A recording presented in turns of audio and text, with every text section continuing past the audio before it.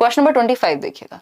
Question number 25 क्या है? Which of the following is not, बड़ा बड़ा नॉट लिखा है, ध्यान से देखिएगा। अब तो ये नॉट को कैपिटल लेटर्स में देने लग गए, अदरवाइज तो कैपिटल लेटर्स में पहले देते नहीं थे, तो आप लोग को गलती हो जाती थी।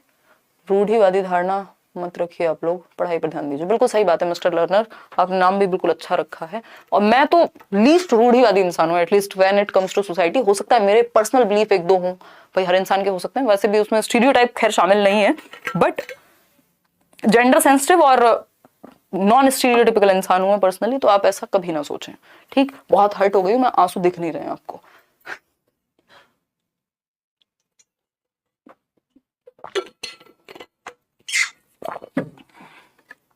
देखिएगा, खैर अगर हम बात करते हैं कि निम्नलिखित में से क्या पाठ्यचर्या के करिकुलम है, कि हाँ करिकुलम है तो पाठ्यचर्या ही होगा, चर्चा भी नहीं।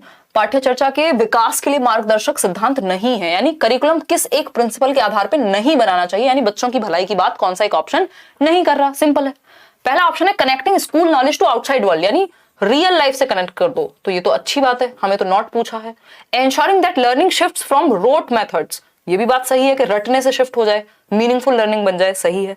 मेकिंग एग्जामिनेशन मोर इजियर, ये कहीं नहीं कहा गया, फ्लेक्सिबिलिटी की बात की है एग्जामिनेशन को लेकर के, ये नहीं कहा कि आसान बना दो पेपर को, ठीक है ना। फिर आता है D option, ensuring curriculum so that it goes beyond text books, ये बात बिल्कुल सही है कि हम ये एंश्योर करें, हम ये सुनिश्चित करें कि पाठ्यचर्या समृद्ध हो और ये किताबों से बाहर जाए, रियल दुनिया में जाए, है ना। बियॉन्ड टेक्स्ट बुक, सिर्फ बुक को, टेक्स्ट बुक को ही हम सर्वसर्वा ना मान लें। टेक्स्ट बुक क्या है? वन ऑफ द रिसोर्स है, ये क्वेश्चन हर बार आता है। तो टेक्स्ट बुक सब कुछ नहीं है, टेक्स्ट बुक के बाहर बहुत सारी दुनिया है। चाहे आप फील्ड ट्रिप कराइए, बच्चे को एक्टिविटी कराइए, उससे डिस्कशन डिबेट जो मर्जी कराइए, टेक्स्ट बुक एकमात्र संसाधन नहीं है, एक संसाधन है बहुत सारे संसाधनों में से। तो ये आंसर आपका यहां सही है, सी ऑप्शन, क्योंकि यही गलत है और जो गलत है वही सही है, क्योंकि पूछा ही गलत है। परीक्षा को आसान बनाने की बात किसी भी करिकुलम में नहीं की गई, फ्लेक्सिबल बनाने की या अच्छी रियल लाइफ से जोड़ने की बात की गई है। आसान बनाना क्या होता है? आसान तो अपने आप ही लगेगा अगर बच्चे को समझ में आ गया होगा, तो मुश्किल तो वही लगता है ना जो समझ में नहीं आता। क्वेश्चन नंबर 26 देखिए, while assessing learners in EVS are has to avoid, यानी क्या हमको बचाना चाहिए।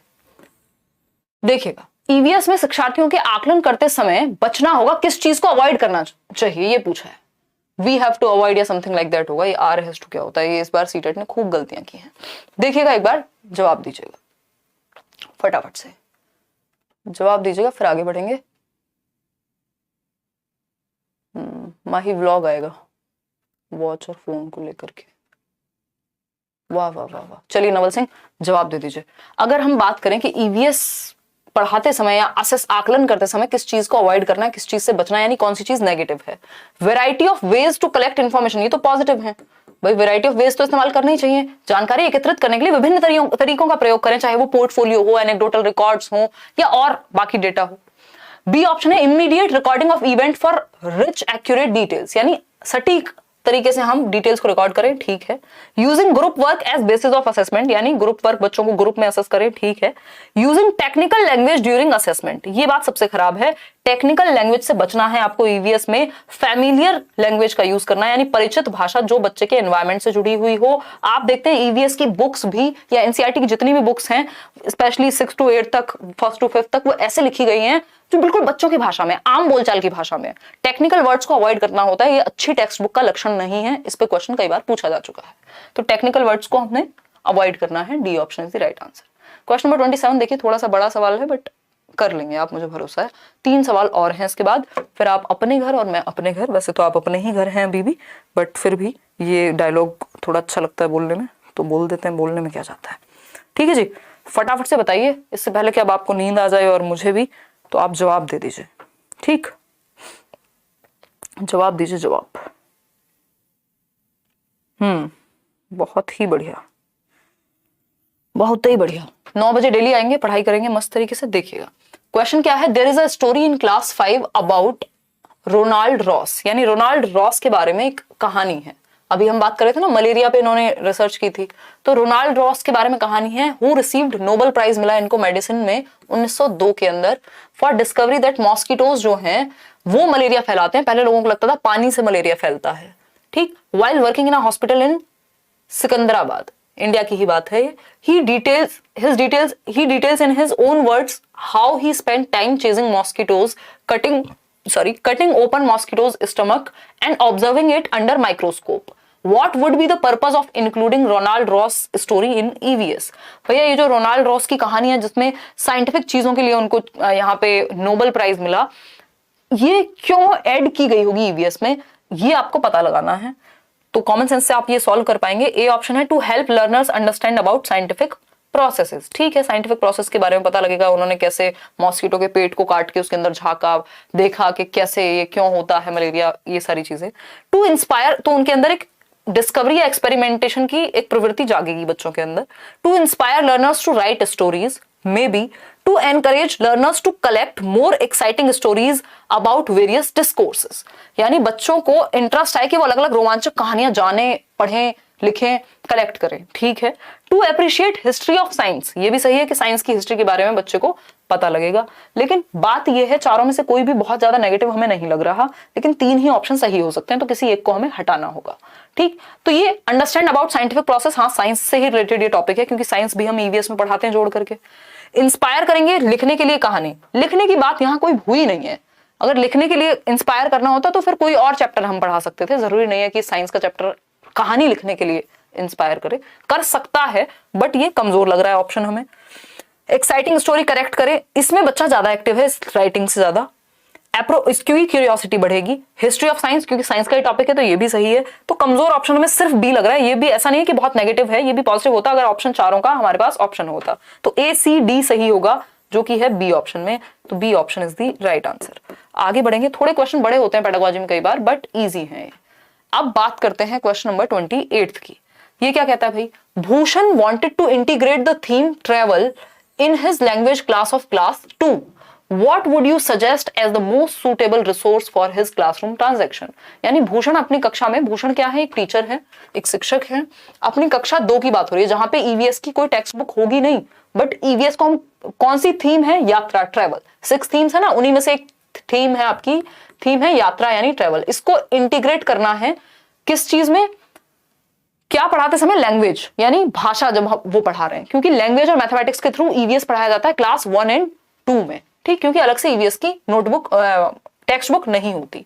तो कौन सा एक रिसोर्स मोस्ट सुटेबल होगा, ऑडियो विजुअल का इस्तेमाल करें ट्रेवल के लिए, पोएम सुनाएं ट्रेवल पे, models on modes of travel या children's own experiences of travel. बहुत आसान है, बच्चे के खुद के एक्सपीरियंस, जिसमें बच्चा सबसे ज्यादा एक्टिव है, जहां वो अपने आप को अभिव्यक्त करेगा। अच्छा बच्चों बताओ गर्मियों की छुट्टी में कहाँ गए थे, तो बच्चे को आ जाएगा मजा और वो बता देगा अपने एनवायरमेंट के बारे में भी और कौन सी यात्राएं रही होंगी। कोई बच्चे होंगे कुछ बेचारे हमारे जैसे जो सिर्फ नानी के घर ही जाते होंगे छुट्टियों में, तो वो भी बता देंगे। लेकिन बच्चों का एक्सपीरियंस से ऊपर कुछ भी नहीं है, वो ऑप्शन बेस्ट है जिसमें बच्चा सबसे ज्यादा एक्टिव है, अपने अनुभव अपनी रियल लाइफ से जोड़ेंगे। तो इन तीनों चीजों से ज्यादा एक्टिव बच्चा अपने अनुभव को शेयर करते समय होगा, तो इसलिए डी ऑप्शन बेस्ट है बाकी 3 से। क्वेश्चन नंबर 29 देखिए, सेकंड लास्ट क्वेश्चन है।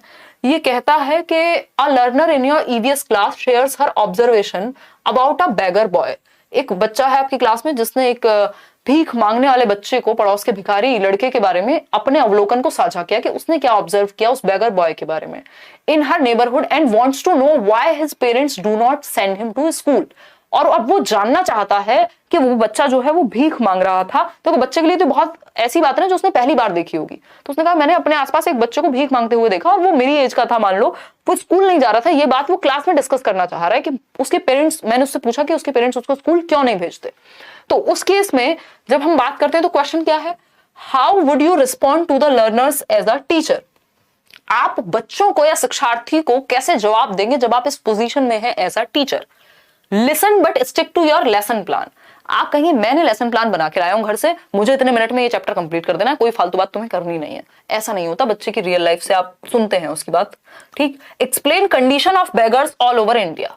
अब आप सीधा कंडीशन बता देंगे। क्लास अगर छोटी हुई तो आप सीधा सीधा, कोई बच्चा अपनी ऑब्जर्वेशन बता रहा है, आप सीधा सीधा कंडीशन समझा देंगे, बड़ी दूरदर्शा है। फिर आता है C option, discuss the issue separately with the learner. ये भी कोई जरूरी नहीं है, बात वहां तक पहुंची नहीं है अभी। Acknowledge her observation and discuss it in whole class. आपको समय बचाते हुए क्या करना है, बच्चे को टैकल करना है और उसकी बात को सुनना भी है, उसको एक्सेप्टेड भी फील कराना है क्लास में। एक्नॉलेज यानी आपको इस बात को क्या करेंगे, इस पे ध्यान देंगे, एक्नॉलेज करेंगे हर ऑब्जर्वेशन जो उसने ऑब्जर्व किया और डिस्कस करेंगे फिर पूरी क्लास में। अब ये जो बाकी की दोनों चीजें थी, ये दोनों यहां आ गई, कहां पे, यहीं पे। अब आपका मन होगा तो इस डिस्कशन में आप सारी कंडीशन भी बता सकते हैं, इशू पे बात भी कर सकते हैं, सब कुछ हो जाएगा। तो वो ऑप्शन बेस्ट है जो सबसे बेस्ट हो या फिर बाकी के ऑप्शंस को अपने अंदर इंक्लूड करता हो। तो डी ऑप्शन में बाकी के दोनों ऑप्शन अपने आप ही आ गए कि आप एक डिस्कशन शुरू करेंगे इस टॉपिक पे। क्वेश्चन नंबर 30 देखिए। क्वेश्चन नंबर 30 क्या है भाई? क्वेश्चन नंबर 30 है गेम्स एंड रिडल्स, यानी जो गेम्स हैं, रिडल्स हैं, पहेलियां हैं, are important part of EVS teaching and learning as, यानी खेल और पहेलियां ईवीएस के शिक्षण और अधिगम के महत्वपूर्ण हिस्से हैं क्योंकि they provide break from classroom monotony, यानी कि क्लासरूम में जो मोनोटोनस हो जाता है, यानी बोरिंग हो रही है क्लासरूम, उसको वो ब्रेक करते हैं। चलो मान लेते हैं। बी ऑप्शन क्या है? बी ऑप्शन है they provide fun time for learners, यानी वे शिक्षार्थियों को मजे करने का समय प्रदान करते हैं। चलो मान लेते हैं, बट कुछ लर्निंग भी तो होगी इसके पीछे। They allow learners to discover patterns on their own, यानी वो पैटर्न को समझ पाए कि जब ये पहेली पूछी जाती है तो इस पैटर्न पे होती है ना। जब ये खेल, मान लीजिए वो खेल रहे हैं तो कोई एक पैटर्न होगा, उसमें रूल्स को समझना हो, चाहे वो रिडल्स को समझना हो, ताकि बच्चे आंसर तक पहुंच पा रहे हैं, वो रीजनिंग भी उनकी अच्छी होगी उससे। ये बात थोड़ी ठीक लग रही है कि पैटर्न किससे रिलेटेड है? रीजनिंग से रिलेटेड है। They are easy to transact in classroom, ऐसा नहीं है कि वो संपादन कर पाएंगे। तो सबसे एक्टिव बच्चा यहाँ है जहां वो डिस्कवर कर पाएगा खुद से रिडल्स और गेम्स के थ्रू कि क्या पैटर्न पे ये चीजें पूछी जा रही है और क्या पीछे का उद्देश्य है या किस टॉपिक से ये बात आ रही है। तो अपनी थिंकिंग प्रोसेस भी लगाएगा, इमेजिनेशन भी लगाएगा और पैटर्न को रिकॉग्नाइज कर पाएगा।